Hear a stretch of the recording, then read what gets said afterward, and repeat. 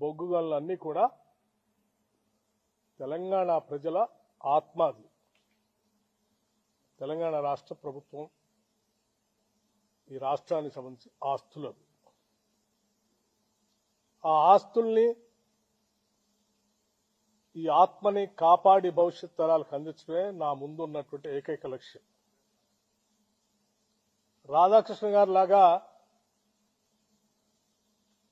నేను ఏది పడితే అది మాట్లాడటమో ఏది పడితే అది రాయటమో నేను చేయను. ఎందుకంటే నాకు కొంచెం బాధ్యత, ఒక విధానం కూడా ఉంది. ఎందుకంటే నేను రాజకీయాల్లోకి వచ్చిందే ఒక లక్ష్యం కోసం వచ్చాను. ఆస్తులు సృష్టించుకోవటం కోసం, వ్యాపార సామ్రాజ్యాలు విస్తరించుకోవటం కోసం,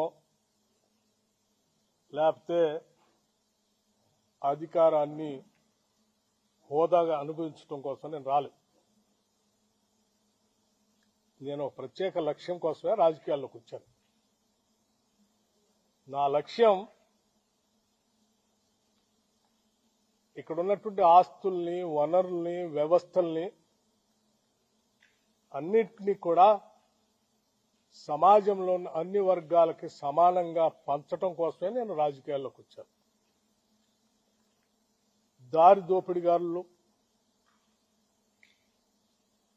లేకపోతే గద్దల్ లాంటి వాళ్ళు సమాజం మీద పడి పీక తింటా ఉంటే వాళ్ళని రక్షించడం కోసం, వాళ్ళ తరఫున మాట్లాడటం కోసం రాజకీయాల్లోకి వచ్చాను. అటువంటి నాకు నా జీవితం చాలా ట్రాన్స్పరెంట్ గా ఉంటుంది. ఎవరికో ఏదో ఉపయోగపడటం కోసం దీంట్లో ఉప ముఖ్యమంత్రి పాత్ర ఉందని రాశాడు. నేను ఆయన్ని సూటిగా అడుగుతా ఉన్నాను వారి మీద గౌరవంతో. టెండర్ పిలిచింది సింగరేణి సంస్థ, ఆ బోర్డు. ఆ టెండర్లో ఏ కండిషన్స్ ఉండాలో బోర్డు పెడుతుంది, మంత్రి కాదు. ఈ మాత్రం కూడా జ్ఞానం లేకుండా నీకు తోసింది రాయటం కాదు. అట్లాగే ఇంకొక కాలం కూడా రాశాడు అందులో. ఆ కాలం ఏంటంటే సైట్ విజిట్ పెట్టారు, అందుకే ఆ పెట్టి దాంట్లో దానికి కావాల్సినటువంటి వాళ్ళకి ఇచ్చుకోసం కోసం పెట్టుకున్నారు అన్నారు. సైట్ విజిట్ అనేది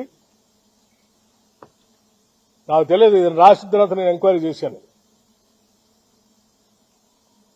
పబ్లిక్ సెక్టర్ అండర్టేకింగ్స్ అన్నింటిలో టెండర్ పిలిచేటప్పుడు ఆ కండిషన్ కూడా పెడతారట. ఎందుకంటే క్లిష్టతరమైన పరిస్థితులు ఆ ప్రాంతాలు ఉంటాయి కాబట్టి విజిట్ చేసి ట్రాన్స్పరెంట్ గా అసెస్మెంట్ చేసుకుని దానికి తగ్గట్టుగా టెండర్ తయారు చేసుకుని వాళ్ళు పార్టిసిపేట్ చేయడానికి అవకాశం కలిగిస్తారు.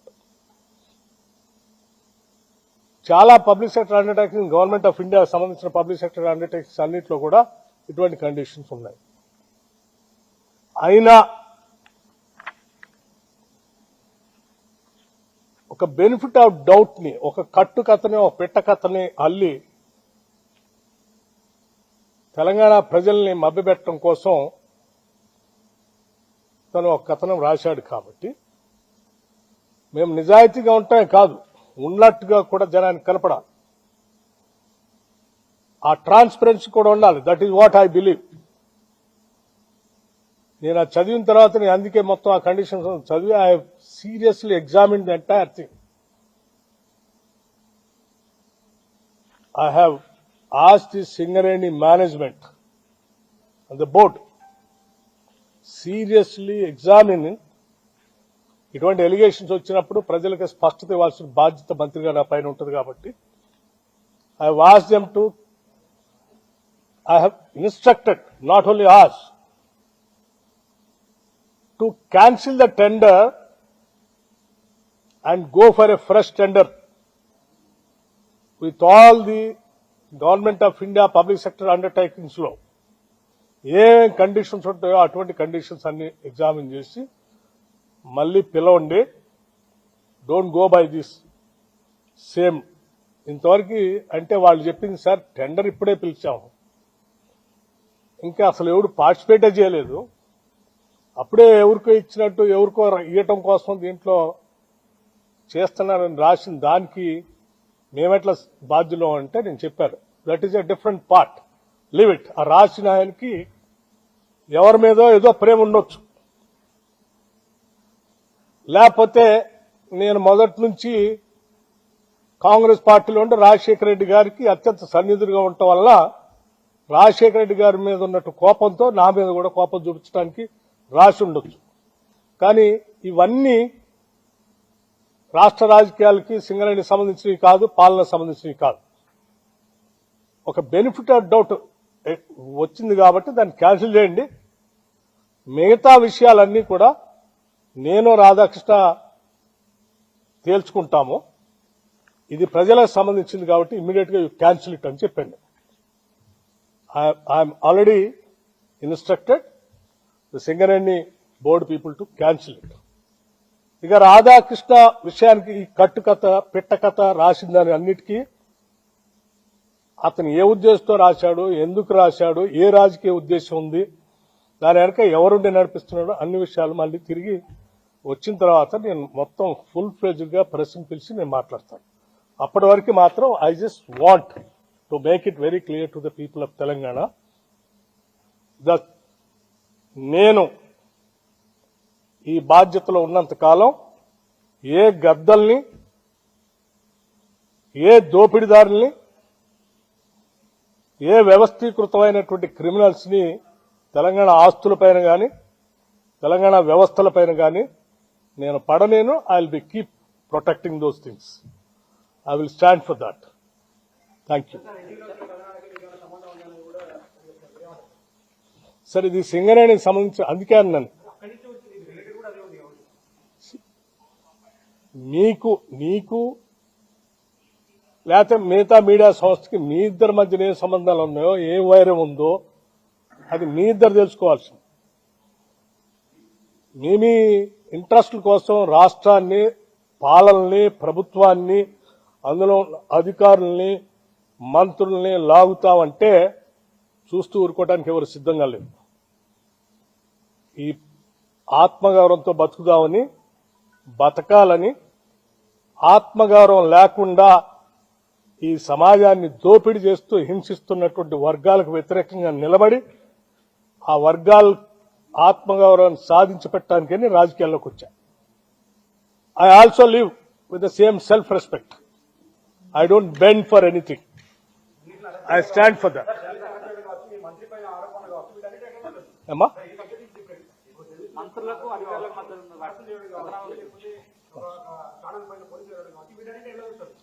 చాలా దురదృష్టం. That's what I'm saying. Any channel you cannot cook the stories and write.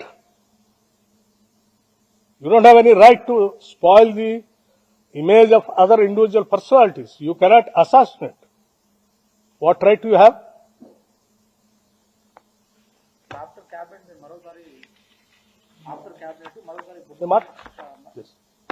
Now I have to rush to the Khammam and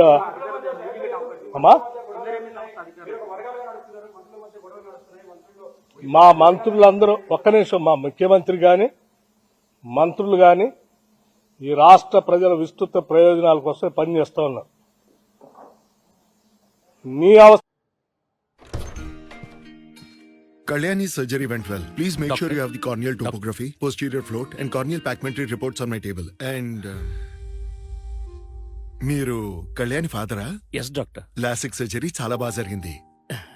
తను ఇప్పుడు బాగుంది. నేను ఒకసారి చూడొచ్చా? ఇంటికి కూడా తీసుకెళ్లొచ్చు. ఏ Kalyani,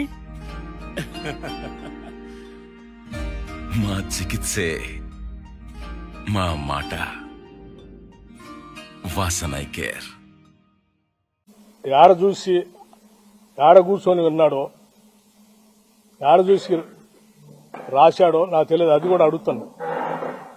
question of my self respect. నేనేం గాలికి రాలేడు దాకా 40 సంవత్సరాలు సభలో, సభ బయట పోరాటం చేస్తూ ఈ సమాజం కోసం అడ్డంగా నిలబడి పోరాటం చేస్తుంటుంటాడు. నీచ నికృష్టపు దిగజారిపోయి రాజకీయాల కోసం ఇటువంటి కట్టుకథనాలను సృష్టించడమో లేకపోతే వాటిని స్ప్రెడ్ చేయటం చేసే అంత వీక్ క్యారెక్టర్ కాదు బట్టి విక్రమార్క.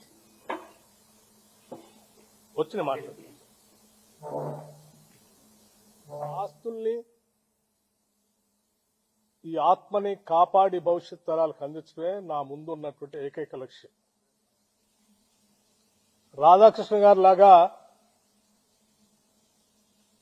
నేను ఏది పడితే అది మాట్లాడటమో ఏది పడితే అది రాయటమో నేను చేయను. ఎందుకంటే నాకు కొంచెం బాధ్యత, ఒక విధానం కూడా ఉంది. ఎందుకంటే నేను రాజకీయాల్లోకి వచ్చిందే ఒక లక్ష్యం కోసం వచ్చాను. ఆస్తులు సృష్టించుకోవటం కోసం, వ్యాపార సామ్రాజ్యాలు విస్తరించుకోవటం కోసం, లేకపోతే అధికారాన్ని హోదాగా అనుభవించడం కోసం నేను రాలేదు. నేను ఒక ప్రత్యేక లక్ష్యం కోసమే రాజకీయాల్లోకి వచ్చాను. నా లక్ష్యం ఇక్కడ ఉన్నటువంటి ఆస్తుల్ని, వనరుల్ని, వ్యవస్థల్ని అన్నింటినీ కూడా సమాజంలో ఉన్న అన్ని వర్గాలకి సమానంగా పంచటం కోసమే నేను రాజకీయాల్లోకి వచ్చాను. దారి దోపిడిగారులు, లేకపోతే గద్దల్ లాంటి వాళ్ళు సమాజం మీద పడి పీక తింటా ఉంటే వాళ్ళని రక్షించడం కోసం, వాళ్ళ తరఫున మాట్లాడటం కోసం రాజకీయాల్లోకి వచ్చాను. అటువంటి నాకు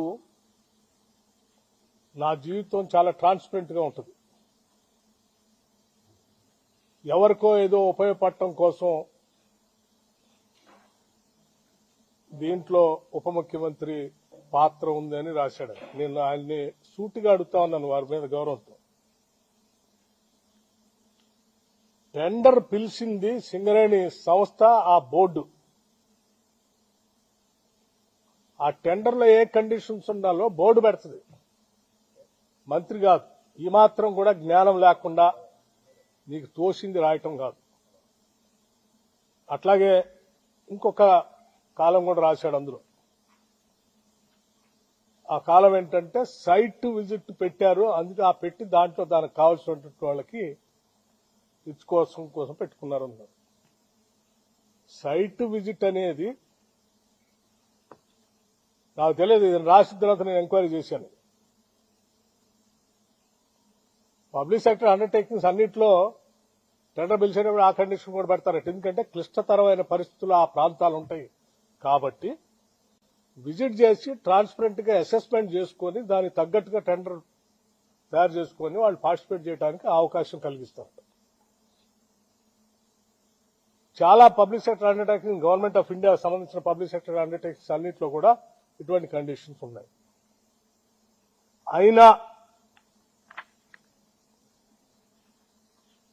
ఒక బెనిఫిట్ ఆఫ్ డౌట్ ని, ఒక కట్టు కథని, ఒక పెట్ట కథని అల్లి తెలంగాణ ప్రజల్ని మభ్యపెట్టడం కోసం తను ఒక కథనం రాశాడు. కాబట్టి మేము నిజాయితీగా ఉంటామే కాదు, ఉన్నట్టుగా కూడా జనానికి కనపడాలి. ఆ ట్రాన్స్పరెన్సీ కూడా ఉండాలి. That is what I believe. నేను అది చదివిన తర్వాత నేను అందుకే మొత్తం ఆ కండిషన్స్ చదివి I seriously examine the entire thing. I have asked the Singareni management and the board seriously examining. ఇటువంటి ఎలిగేషన్స్ వచ్చినప్పుడు ప్రజలకు స్పష్టత ఇవ్వాల్సిన బాధ్యత మంత్రిగా నా పైన ఉంటుంది. కాబట్టి I have asked them to, I have instructed, not only asked, to cancel the tender and go for a fresh tender with all the Government of India public sector undertakings లో ఏ కండిషన్స్ ఉంటాయో అటువంటి conditions అన్ని examine చేసి మళ్ళీ పిలవండి. Don't go by this same. ఇంతవరకు అంటే వాళ్ళు చెప్పింది సార్ టెండర్ ఇప్పుడే పిలిచాము, ఇంకా అసలు ఎవరు పార్టిసిపేట్ చేయలేదు, అప్పుడే ఎవరికో ఇచ్చినట్టు ఎవరికో ఇవ్వటం కోసం దీంట్లో చేస్తున్నారని రాసిన దానికి మేమెట్లా బాధ్యులం అంటే నేను చెప్పాను, that is a different part, live it. ఆ రాసిన ఆయనకి ఎవరి మీదో ఏదో ప్రేమ ఉండొచ్చు,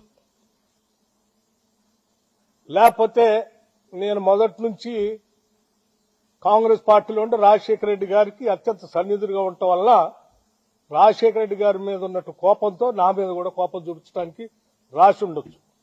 కానీ ఇవన్నీ రాష్ట్ర రాజకీయాలకి సింగరేణికి సంబంధించినవి కాదు, పాలనకు సంబంధించినవి కాదు. ఒక బెనిఫిట్ ఆఫ్ డౌట్ వచ్చింది కాబట్టి దాన్ని క్యాన్సిల్ చేయండి. మిగతా విషయాలన్నీ కూడా నేను రాధాకృష్ణ తేల్చుకుంటాము. ఇది ప్రజలకు సంబంధించింది కాబట్టి ఇమ్మీడియట్ గా క్యాన్సిల్ ఇట్ అని చెప్పండి. I'm already instructed the Singareni board people to cancel it.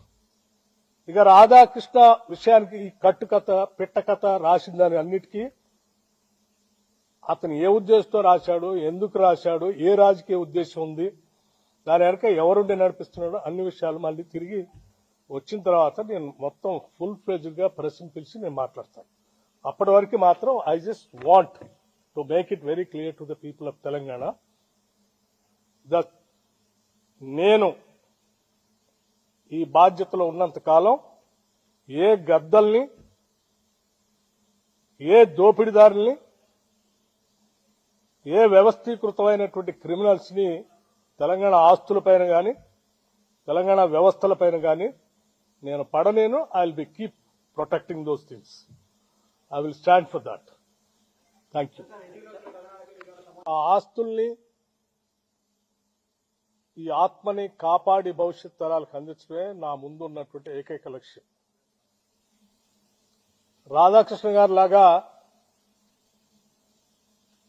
నేను ఏది పడితే అది మాట్లాడటమో, ఏది పడితే అది రాయటమో నేను చేయను. ఎందుకంటే నాకు కొన్ని బాధ్యత, ఒక విధానం కూడా ఉంది. ఎందుకంటే నేను రాజకీయాల్లోకి వచ్చిందే ఒక లక్ష్యం కోసం వచ్చాను. ఆస్తులు సృష్టించుకోవటం కోసం, వ్యాపార సామ్రాజ్యాలు విస్తరించుకోవటం కోసం, లేకపోతే అధికారాన్ని హోదాగా అనుభవించడం కోసం నేను రాలేదు.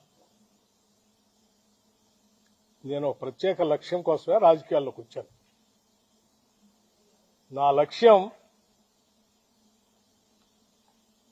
ఇక్కడ ఉన్నటువంటి ఆస్తుల్ని, వనరుల్ని, వ్యవస్థల్ని అన్నిటినీ కూడా సమాజంలో మీడియా మిత్రులందరికీ నమస్కారం. ఈరోజు ఒక ప్రధాన వార్తాపత్రిక ఆంధ్రజ్యోతి,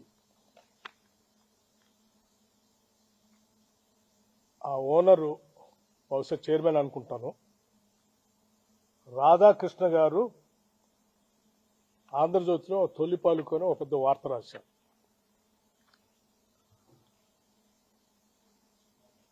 అందులో రాష్ట్రంలో బొగ్గు గనుల కోసమే కొన్ని వార్తా కథనాలు వండించబడతా ఉన్నారని వారు రాస్తూ దాంట్లో నా పేరును కూడా తీసుకొని వచ్చి వారు పెద్ద అక్షరాలతో రాశారు. ముందుగా అసలు సింగరేణి కాలరీకి సంబంధించిన ఆస్తులు, బొగ్గు గనులన్నీ కూడా తెలంగాణ ప్రజల ఆత్మ. అది